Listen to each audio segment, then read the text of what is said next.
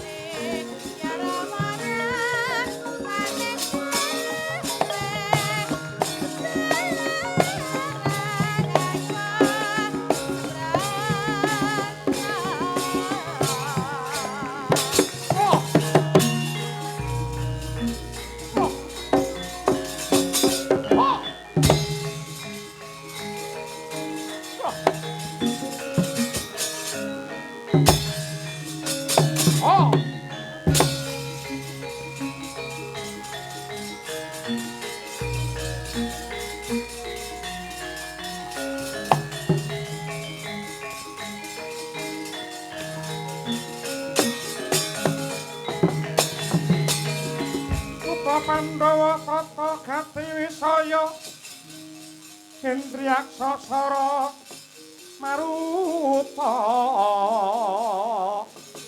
wong bawana bana margana panca bayu lan warayang wisikan gulingan limo oh latalah wong tete Hyang Kalodra Mas Patik Raja diwaku mandhek-mandhek tak takoni yole ya Nayaka ngaku sapa jeneng ngendi omah ngendi ngaku buta ngendi Dongko lan Pratika takoni durung bloko njunjung Dongko lan Pratika si keparat muri saka negara Tunjung Lautan kesate sesembangku Prabu Darpa Sura jenengku Kumandang Garba. Semedya lumaku menyang endi, Kus? Ngedoke jangkaing suku krenteking ati. Ora kena pacut alas kene ndak wingit. Ora ana gawar kenteng kang minangka pepalang. Ndas buta pating jenggelek minangka pertanda. Lamun ora sumingkir wani gubet wantise Arjuna. Tigas nganggo curiga kelakon sirna marga layu babo babar popo yak langening kalang yana klara pantamun saratinon lerek keakonang turem sorote tanpa adang jero kaya manuk branjangan kopat kapita kaya buntute ula tapangin rangsang kemuda brodol susmukus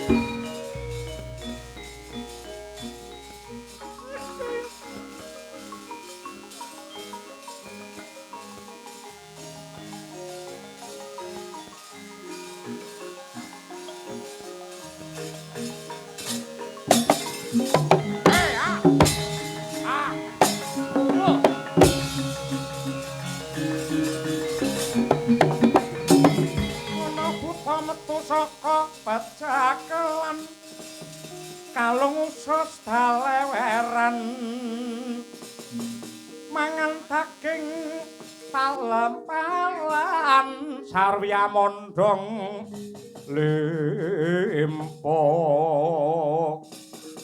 sarwiha mondong limpo paman ing ladal Raja Sinadra ora ngerti getis tetes ngerti-ngerti woro-wangku wis dadi batak ngebarate wong ketok-ketok pring aja kok pilih sing lempeng ayo sing bengkong akeh sucane terjangen adoh balang bedomo cedak saut kiri kaki serampat hilang nyawamu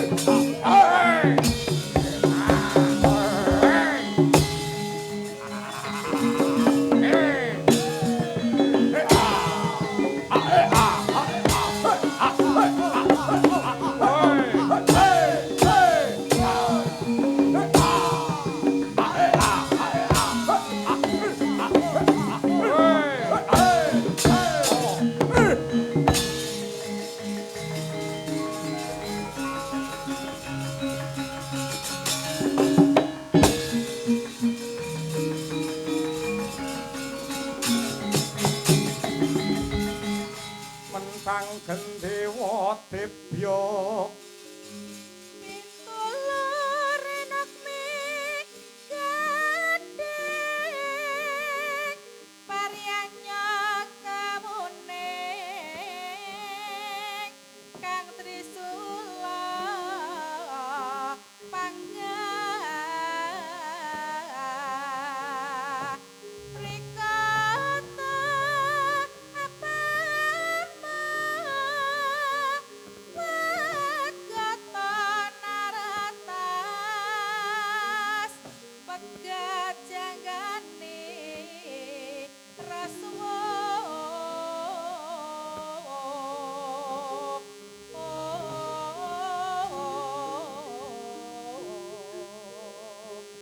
mangsahira serna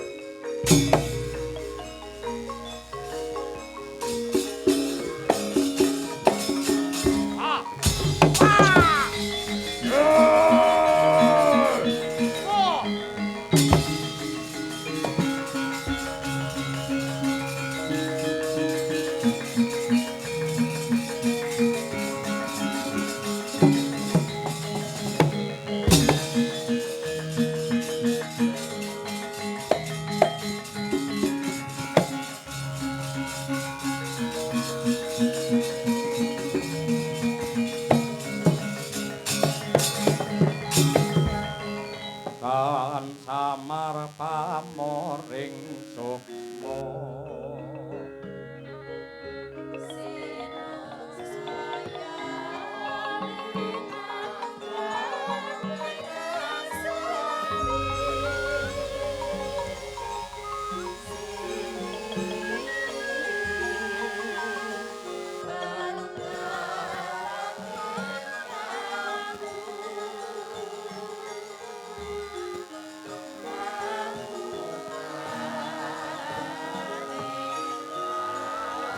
cahya manter mencorong nyodo lanang gedhe pangaribawane ingkang mapan wonten pucuking gunung Tidar lah menika warnane satriya muda pringgondani Raden Gatotkaca ingkang nalika semana kendhang kapracundhang kunta kaprapa awit panggetake nenggih Prabu Darpasura Parandini malah saya tigen mugen panembahe kenceng pangidhepe cipta marang Hyang Manon awis tinggal tingkem netra kekalih ngeningake Kang Pancandriya kaya mati jroning urip sajroning pati ucap kandhasing panalongsa melenging pangesti satemah wreh Prabawa gara-garing kahyangan petrek-petrek Sang Hyang Narada mrepegi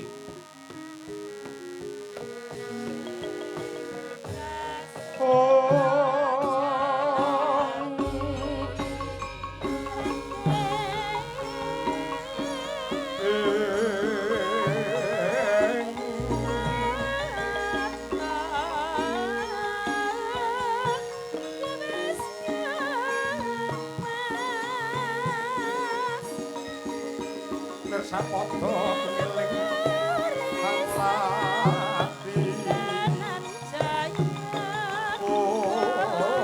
om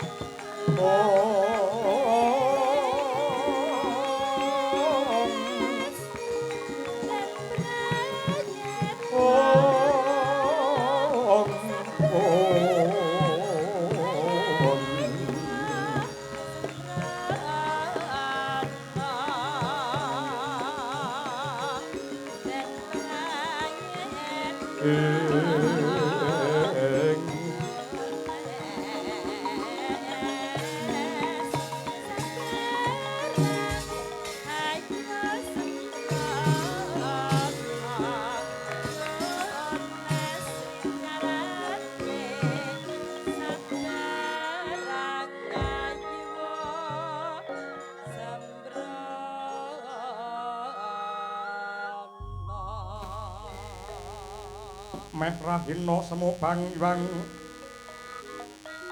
haruna kadinetrane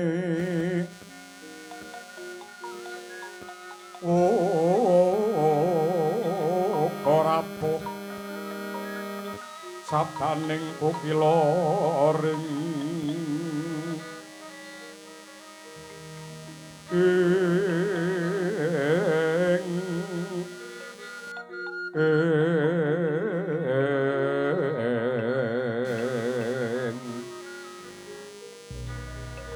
kanigara saketer kinidungan ingkung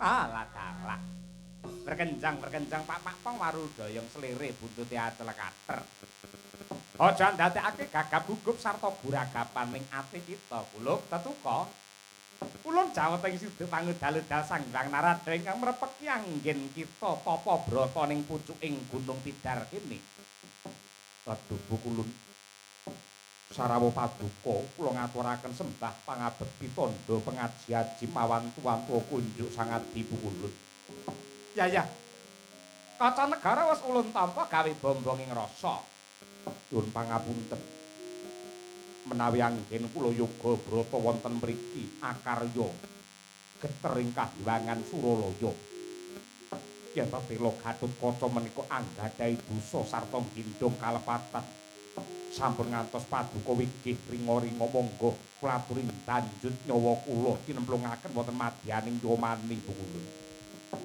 Ada kaca Haywa kaduk ati bila panampa nadyan ta dewa ki duwe panguwasa nanging panguwasane ora kinarya gada tegese ora bakal midana titah sing tanpa cetha dosa lan keluputane iki ngene ya Ngger Tetuka bantere anggen mangesti nindakake puji dikir kidung suci lan mantra rahayu satemah akarya horeg dedreg ana ing Kahyangan Suralaya banjur Sang Hyang Jagat Girinata Sang Hyang Bathara Guru paring dawuh kelawan ulun supaya matet yak ana ing Gunung Tidar mrepeki kelawan jeneng kita kulup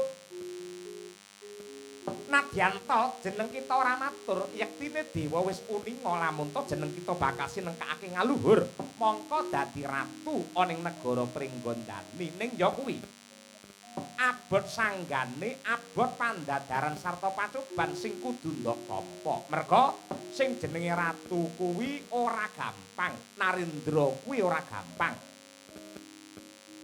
ratu kuwi pengayom ingkang dadi pangareping wong sak negara kang hambeke kudu berbudi bawa leksana berbudi bawa leksana kuwi tegese berbudi seneng geganjar tegese anggone dadi Narendra kudu pinter gawe marme kawula lan mulyane wong cilik. Mula ratu sing becik kuwi kudu wani korban lan lila legawa nyramakake uripe kanggo mareme para kawula aja kok malah mung gawe senenge golongane lan andane sing ditresnani wae. Nanging kudu bisa gawe marem lan tentrem tumrape para kawula merga wong dadi ratu kuwi dadi abdine kawula, aja njaluk dimulyake marang kawula ning sing pinter kowe mulyake karo wong cilik. Aja njaluk diajeni karo wong cilik ning sing pinter ngurmati lan ngajeni karo wong cilik. Aja njaluk diladeni ning pintera ngladeni karo para kawula. Elinga. Wong dadi ratu kuwi buruhe para kawula merga sing dibayar. Ratu kuwi dibayar sing bayar ora ana liya kejaba duwite para kawula ingkang awujud pajek ingkang semono akehe. Lah, ewadene Bawa Leksana. Bawa Leksana kuwi ratu yen ngucap sepisan kudu dadi. Mula ucape kudu dipikir kanthi wening kang jlimet sing setiti permati ngati-ati aja waton ngucap waton mangap. Yen hitungan mesti akeh klerune diguyu karo kawulane. Wong sak negara diperintah supaya urip prasaja, urip sarwa kurang ning ratune malah ngentekke bondo kanggo dolan ning mancanegara ora kena. Jebul ning kono ya ora kajen keringan malah dadi kacunge negara adikuwasa kuwi kleru Gatotkaca kleru. Kowe dingge dolanan karo wong manca. Kowe aja sembranan karo para kawula. Upamane neng donya iki kowe diparingi wilujeng lan slamet, titenana besok yen wis sowan ana loka baka bakale disiksa sing banget rekoso. Mula jeneng kita aja gumampang anggene madeg dadi Narendra. Merga wong dadi ratu ki dudu bebungah ning amanah tanggung jawabe ora enteng. Ger Gatotkaca. Lho nggih Bukulun. Ngaturaken panuwun dene paduka sampun paring paugeran bab kautaman anggen kula badhe sinengkaken aluhur mongko dados Narendra wonten ing Pringgondani. Kejaba saka kuwi kula uga wujuding kanugrahan wahine Kanarendra ingkang sinebut ya kuwi Wahyu Teja Kencana. Dudu sapa-sapa ingkang menang napa kejaba mung jeneng kita. Mula wening napa Candriyamu kula Gatotkaca. Punapa tamirah ingsun prihatin waspa gumijil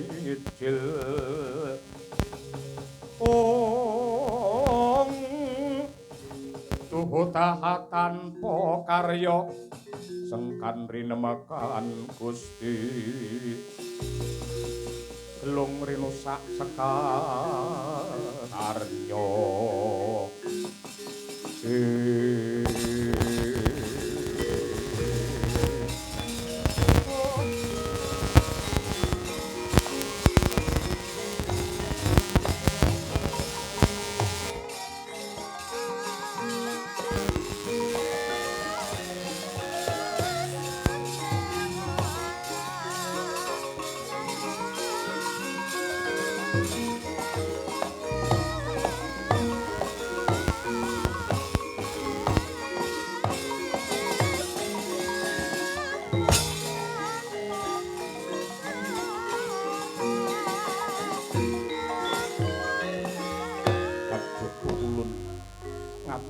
panuwun ing tanpa pamit dene paduka paring sih nugraha dumateng Gatotkaca. Ya, kuwi pancen dadi kodrate pangeran jeneng kita sing wajib nampa. Wis, ripalungguhan iki negaramu lagi ketaman ribet, nembe ketaman pepeteng, dudu sapa-sapa sing dianti-anti lan ditunggu-tunggu karo para kawula Pringgondani kejaba mung jeneng kita. Sing percaya Gatotkaca sapa wae ing darbe sedya hayu bakal manggih rahayu Gatotkaca.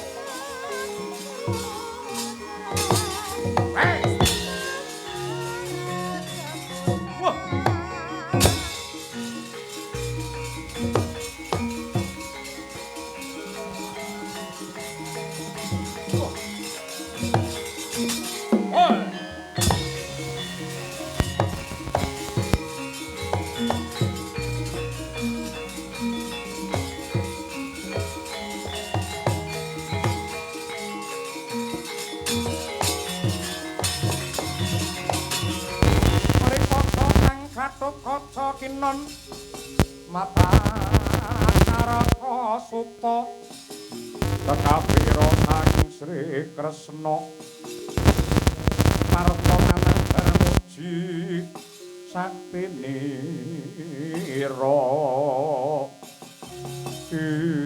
Wah ladalah. tak kira wis mati parandene Sumorot katon lamun to tambah sekti. Tak kira wis mudhar parandene malah katon bingar-bingar mebyar moyo cahya. Gatotkaca. Prabu Darmasura, ayo dibacutake anggene Bandayuda. Aku kelawan kowe iki ratu. Sing kewajibane ngayomi marang sagung para kawula dasih. Mulune becik ayu nyambut gawe anut kelawan kudrate dewi-dewi.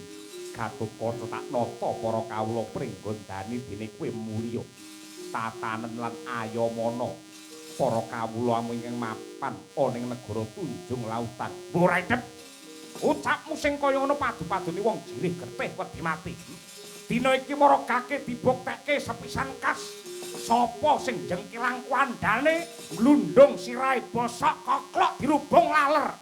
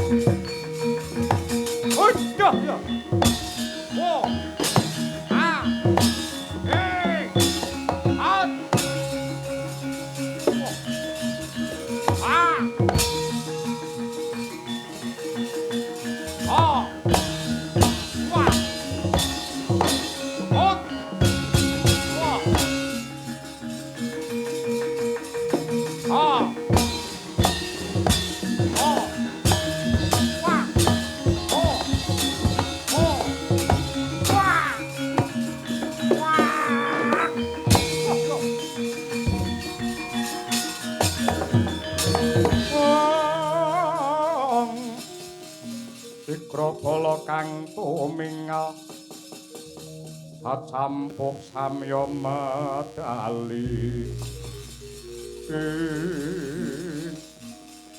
ora ora kena gawe becik tempeane mudhar tenan rasakno yen dawa umurmu tan wurunga neng negaramu mung nyiksa rasane para kawulamu.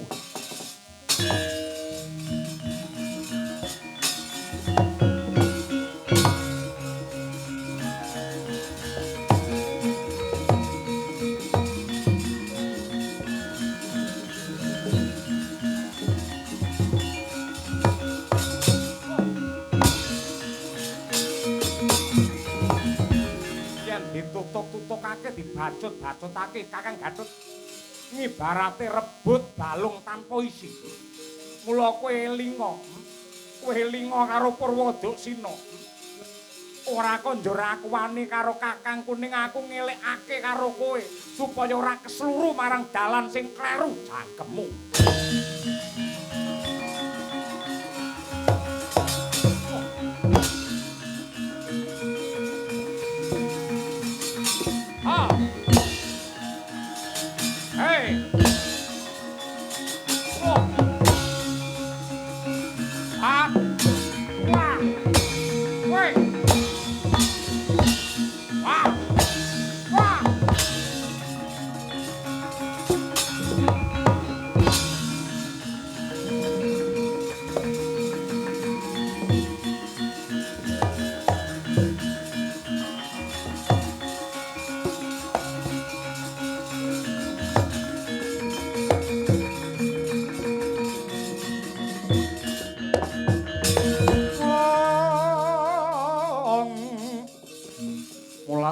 Sang Arjuna esmunira kama nungsan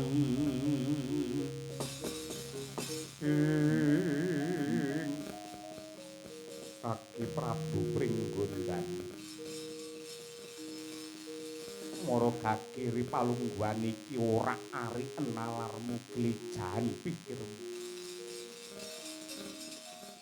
mestine Gatotkaca wis ngerti wis mudheng kepiye to watak wantune para Pandhawa. Wiwit kuncung nganti gelung pepundhenmu Pandhawa tansah nyebar kautaman ndeder marang jiwa tulus lan suci adoh saka panggawe cidra. Ingkang tegese watake para Pandhawa kang kaya mengkono kuwi kudune tinulat diconto karo anak-anake kabeh. Ning nyatane ripalungguhan iki kowe wani nyempyokake banyu letuh ana praupane pepundhenmu Pandhawa. Kanthi tumindakmu ingkang ubal-ubal kanistan lan maksiat kaya mengkono. Nyuwun pangapunten Paman Arjuna. Bab menika sampun kula antepi, sampun kula tekadi. Sinten kemawon boten saged ngendhakaken sedyanipun Gatotkaca anggenipun ngumbar maksiat. Sampun malih kok namung paduka. Dewa mudhun nggo gaman bledhek badhe ngendhakaken tekadipun Gatotkaca. Tetep badhe kula waneni labimu.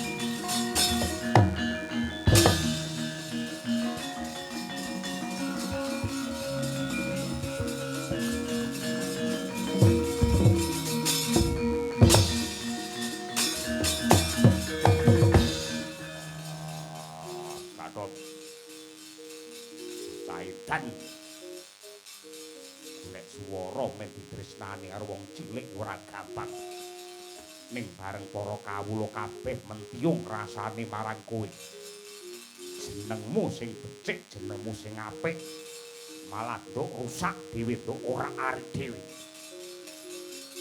Kanjeng Rama Kyai nadyanto tutur jengandika menika mboten namung dangunipun sedalu yen perlu setahun. Sak tembung kemawon mboten wonten ing badhe kula gubris cakeme.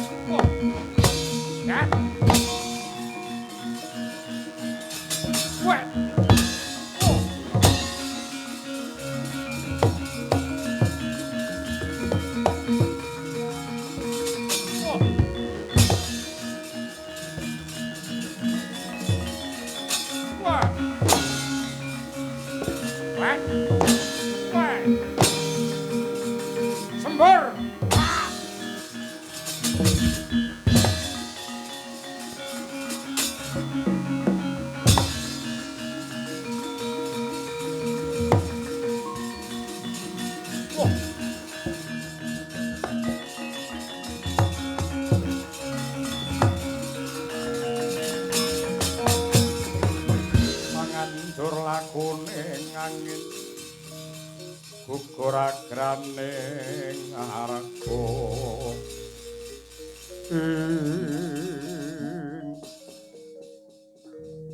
banget dosane Gatotkaca ki apa lupute Gatotkaca ki apa lan aku nate gawe kapitunan ki marang sapa gawe rugi karo sapa parandina ana pawongan sing mangi jebles lawan Gatotkaca. Aja ndleming kaya wong lindur, aku iki calon ratu pringgondani Gatotkaca. Ngawur ngawugaran. Gatotkaca sing sejati ya aku, Gatotkaca sejati ya aku. Kowe kena ngaku Gatotkaca. Waton bisa jebol diadaku akokop getihmu kowe.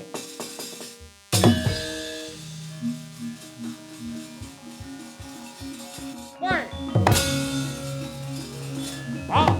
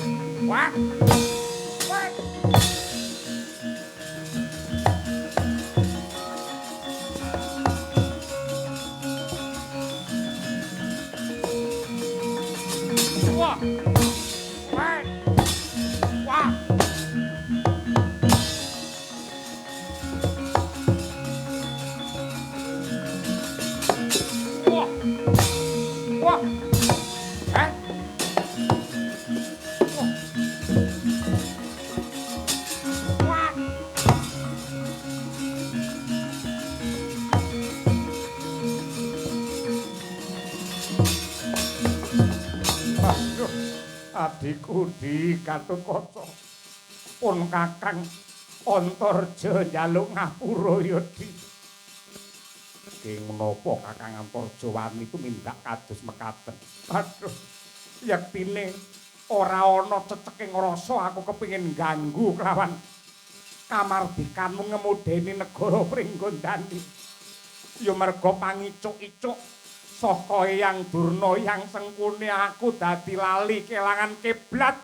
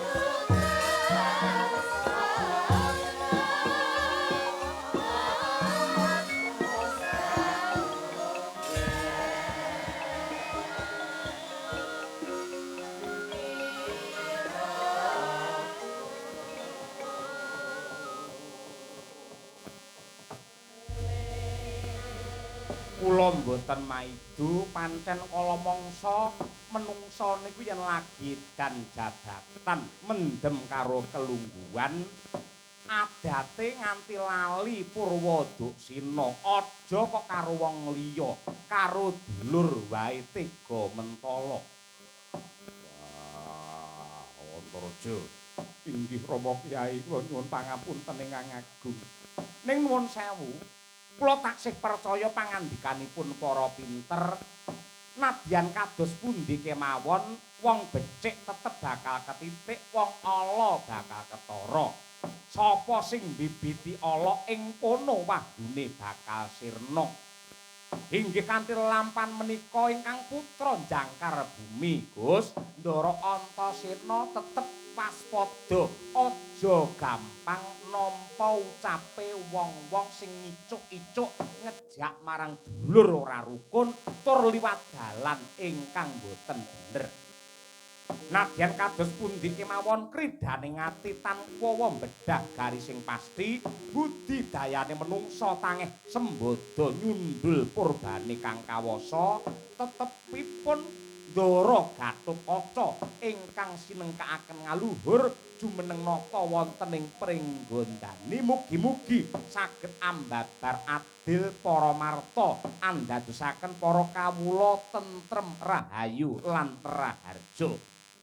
Dene kula Semar ingkang minangka wakile rombongan saking Karanganyar sampun rampung jejiban kula anggen kula gelar dumateng lelampahan mesti kemawon kathah lepat lan klentunipun mila kula nyuwun gungi samudra pangaksami lan ngaturaken panuwun ingkang tanpa pepindhan dumateng Bapa Darya sakulawarga ingkang sampun kepareng tresnani ngayomi dumateng budaya Jawi nenggih gelaring ringgit purwa menika. Mugi-mugi sedaya ingkang rawuh sedaya ingkang kepareng mirsani lan senimanipun ingkang makarya tansah pikantuk pengayoman saking Gusti, slameta sing nanggap, slameta sing ditanggap, slameta sing do mirsani tanggapan. Minangka tandha syukur aku bakal njugit sawetara mangsa bareng, Gus.